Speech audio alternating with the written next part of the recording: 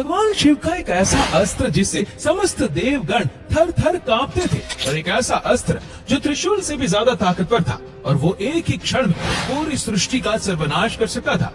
दोस्तों, भगवान शिव के दो ऐसे प्रलयकारी अस्त्र जिसे भगवान श्री कृष्ण और ब्रह्मा जी भी डरते थे, आखिर कौन से थे ये दो अस्त्र, आइए जानते हैं आज के इस वीडियो में।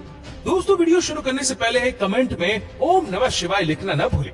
भगवान शिव के दिव्य अस्त्रों का जब जब जिक्र होता है तब तब पशुपतास्त्र और साथ ही शस्त्रों में सबसे सर्वश्रेष्ठ त्रिशूल के बारे में चर्चा की जाती, लेकिन बहुत से लोगों को भगवान शिव के अनेकानेक अस्त्रों के बारे में सटीक जानकारी नहीं है। कुछ ऐसे भी अस्त्र थे जिनका इस्तेमाल रामायण और महाभारत में भी किया गया था। साथ ही आज हम आपको भगवान शिव के दो ऐसे अस्त्रों के बारे में बताएंगे जो बिल्कुल पशुपतास्त्र के समान ही शक्तिशाली थे और रामायण और महाभारत में इसका वर्णन भी मिलता है। सबसे पहला अस्त्र था रुद्रास्त्र। रुद्र शब्द का अर्थ होता है महाभयंकर और इसे भगवान शिव के संहारक रूप के लिए उपयोग किया जाता है। कहा जाता है कि रुद्रास्त्र वो अस्त्र था जो भगवान शिव के अंश, जिसे रुद्र भी कहा जाता है, उससे संलग्न था। पुराणों के अनुसार रुद्रास्त्र अपने आप में एक पूरे रुद्र की ताकत समाये रखता था। जब कभी रुद्रास्त्र को आवाहित किया जाता था तब वो 11 रुद्रों की ताकत अपने अंदर समा लेता था। फिर एक महाभयंकर आंधी आती और एक तूफान के साथ रुद्रास्त्र अपने लक्ष्य का विनाश कर देता।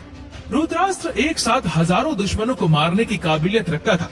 रुद्रास्त्र का मुकाबला करना यानी रुद्र का मुकाबला करना, वही कहा जाता है कि महाभारत युद्ध के समय स्वयं सूर्य पुत्र कर्ण ने इस शस्त्र का उपयोग अर्जुन पर किया था। तब इस अस्त्र ने भगवान महादेव से अर्जुन को प्राप्त हुए शिव कवच को नष्ट कर दिया था, जिस वजह से अर्जुन घायल भी हो गए थे। सिर्फ रुद्रास्त्र ही भगवान महादेव के शिव कवच को नष्ट करने की काबिलियत रखता था।